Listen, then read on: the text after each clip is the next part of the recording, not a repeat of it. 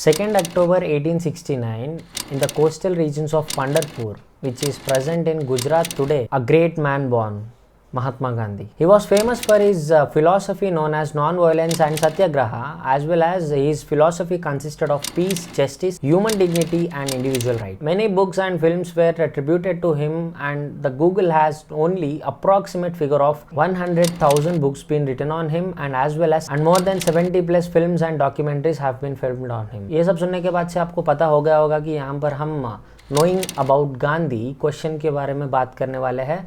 So this would be the first part of the video. So hi everyone, this is Siddharth from No Tax on Idea. So in this video we are going to decode about the life and legacy of Gandhi. So without any further delay, let's get started.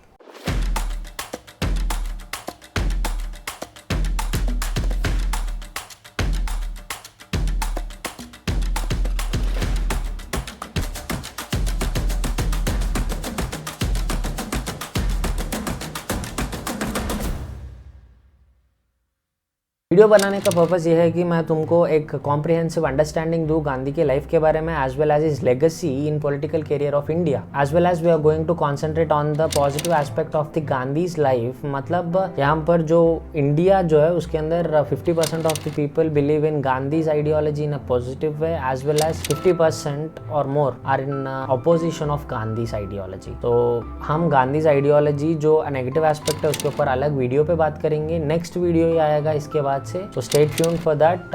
तो हम यहाँ पर positive aspects को ले तो पहले हम बात करेंगे हिंदुइज्म और ब्रिटिश कल्चर का इन्फ्लुएंस क्या था गांधी के माइंडसेट के ऊपर. Hinduism taught him many ideals like ahimsa, self discipline and known about the concept called as spiritual growth. तो ये गांधी जी जो है वो स्पिरिचुअल पर्सन थे, आप सबको पता ही होगा. He was a firm believer of truth as is God. मतलब उन्होंने गॉड को ना ट्रूथ के साथ कंपेयर कर देखते थे और उनके हिसाब से God is nothing but truth. As well as British influence कैसे रह सकता है उनके ऊपर बोलकर आपको डाउट आएगा, लेकिन he was a lawyer too. तो ये लॉयर जो वो टाइम पर मतलब इंडिया के इंडिपेंडेंस से पहले के टाइम के अंदर आप अगर लॉ करना चाह रहे as an Indian, you have to be in London. तो लंदन में रहने की वजह से ब्रिटिश के एजुकेशन को बहुत सारा एक्सपोजर मिला उनको, as well as liberal political thoughts like education, rights, freedom of individuals and etcetera. Many of the ideals have inspired him. तो ये सब आइडियल्स इनको इंस्पायर करने के बाद से आपको दिख रहा होगा यहाँ पर मिक्सचर ऑफ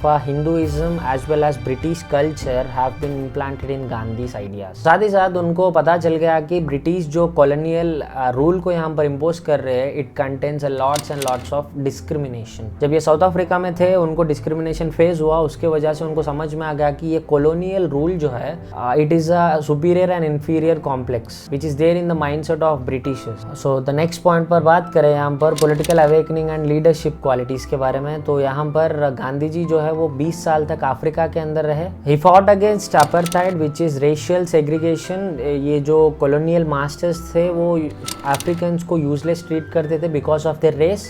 तो इसके अगेंस्ट उन्होंने नॉन वायलेंट रेजिस्टेंस के साथ काम करे थे in Africa, in south Africa and south west Africa. तो वहाँ पर उनको एक चीज़ के बारे में अच्छे तरह से समझ में आ गया, वो है नॉन वायलेंट मूवमेंट का पावर. अब ये पावर को लेकर वो बहुत ज़्यादा ऑब्सेसिव हो गए थे कि अब समझ में आ गया उनको नॉन वायलेंट मूवमेंट को यूज़ कर इंडिपेंडेंस कैसे दिलाना है हर एक कंट्री को. Mainly he focused on India as well as he was concerned with world politics through. लेकिन why back in the Malawi we can see Gandhi statues being destroyed and why they are protesting against the ideas of Gandhi. तो Africa के experience के बाद से 1915 के अंदर गांधी जी जो है वो इंडिया को रिटर्न करे. उसके बाद से ना 2 साल तक आप देख सकते हैं Gandhi roamed all over India and found some valuable information regarding the diversity, culture, religion and what is going on in the mindsets of people. तो इन सब के बारे में जानकारी लेने के बाद से he got into the first movement which was launched by Gandhi against Britishers was Champaran movement which is also called as Champaran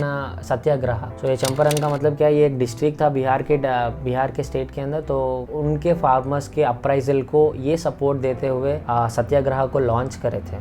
after that he led a series of marches और movements against British rule. So इसके अंदर ना सबसे famous वाले क्या थे बोले तो सॉल्ट मार्च था 1930 का, और 1942 का quit India movement were like the biggest movements he have ever started. तो ये सॉल्ट मार्च के अंदर बहुत सारे लोग ज्वाइन हुए थे। इनके साथ साथ ही मार्च्ड फ्रॉम साबरमती आश्रम इन Ahmedabad to the Dandi which is a coastal area in Gujarat for breaking the monopoly of salt by Britishers. तो ये सब करने के बाद से गांधी जी को बहुत सारा सपोर्ट मिला पूरे इंडिया के अंदर। तो जितने भी मूवमेंट्स गांधी जी ने लॉन्च किया था इन सब के अंदर नॉन वायलेंट आइडियाज दिखेंगे आपको, और मेनली ही फोकस्ड ऑन और stressed on non violent ideals. तो साथ ही साथ आप देख सकते हैं quit India movement being famous. तो ये क्विट इंडिया मूवमेंट के अंदर आप देख सकते हैं he given a slogan called as do or die. ये स्लोगन के वजह से इंडिया के अंदर बहुत बड़ा अप्राइजल आया था और British wanted to suppress it. तो उन्होंने क्या करे, कांग्रेस के पूरे लीडर्स को अरेस्ट कर गए immediately after the speech of Mahatma Gandhi in Bombay. तो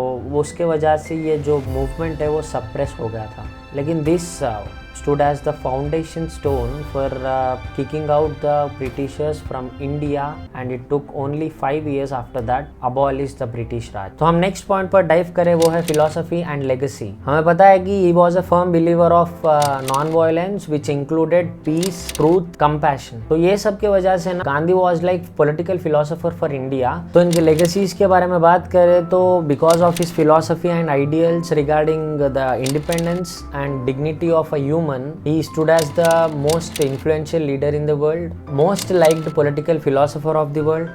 तो इतने सारे टाइटल्स मिलने के बाद से ये he was very much honoured in the world. तो इंडिया के अंदर भी वो पॉलिटिकल कभी भी पोजीशन नहीं लिए थे। He was like philosopher, he was a guide for India. Congress को ये सपोर्ट कर रहे थे because Congress was the only party which was present at the time of independence, जो सबसे इन्फ्लुएंशियल पार्टी था। तो उनको सपोर्ट करने की वजह से गांधी जी को थोड़ा बहुत अपोजिशन भी मिला। गांधी जी के फिलोसफी को लेकर बहुत सारे इंस्पायर्ड लीडर्स जो है वो इन्फ्लुएंशियल लीडर्स के अंदर कन्वर्ट हो गए थे। As well we can see Nelson Mandela, Martin Luther King being followed his ideals, and Albert Einstein was also a big follower of Mahatma Gandhi। इतना सारा सपोर्ट देखने के बाद से भी, इतना सारा फॉलोइंग देखने के बाद से भी गांधी जी को बहुत सारा हेट भी मिला। And why Hindu Mahasabha and RSS considered him to be anti Hindu. India independence आने के बाद से मतलब एक कंट्री न्यूली बॉर्न हुआ, तो यहाँ पर हम देख सकते हैं Mahatma Gandhi became the pioneer to the independence and the freedom struggle of India. Gandhi became the main stream leader and face of Indian freedom struggle. India के अंदर बहुत सारे लोग लाइक करते हैं और बहुत सारे लोग डिसलाइक भी करते हैं इनके आइडियल्स को, फिलोसफी को, as well as the man himself. तो इन सब के बारे में भी हम ये 2 डिस्कशंस के अंदर कंप्लीट करेंगे। This would be the part 1। Africa के अंदर आप देख सकते हैं बहुत सारे ब्लैक्स जो है उन्होंने बोलते थे कि गांधी वॉज अ रेसिस्ट। उनके हिसाब से गांधी जी के माइंडसेट के अंदर ना एक सुपीरियर कॉम्प्लेक्स था जिसके हिसाब से Indians are superior than Africans बोलकर कुछ कंट्रोवर्सीज है।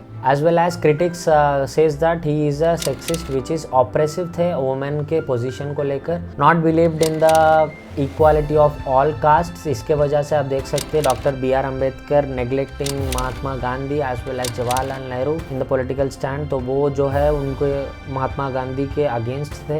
तो इतने सारे डिस्कशंस के बाद और क्रिटिसिज्म के बाद एक छोटा वीडियो बनाया था मैंने कि आपको पता चलने के लिए, नोइंग अबाउट गांधी के जो भी फिलोसफीज आइडियल्स है आप सबको पता ही होगा। बहुत सारे नंबर ऑफ वीडियोस भी बने सो है, बहुत सारे मूवीज बने सो है और बहुत सारे बुक्स भी है इनके ऊपर। तो उन सबको रेफर करने के बाद एक ही चीज़ पता चला कि no one is liked totally, not a single human in this world is liked totally। मतलब हर एक जना जो है वो किसी ना किसी को अपोज करने वाला है, किसी ना किसी को सपोर्ट करने वाला है। Not even a single person in this world is totally supported और अपोज्ड। तो इस चीज़ को ध्यान में रखते हुए मैं ये वीडियोस बना रहा हूँ। तो hopefully you love this video. अगर आपको इन्फॉर्मेशन मिला इस वीडियो के अंदर तो लाइक करो इस वीडियो को, शेयर करो इस वीडियो को दोस्तों के साथ और फैमिली के साथ। तो आपके व्यूज़ को, पर्सपेक्टिव्स को कमेंट सेक्शन के अंदर लिखना मत भूलना, because there is no tax on idea.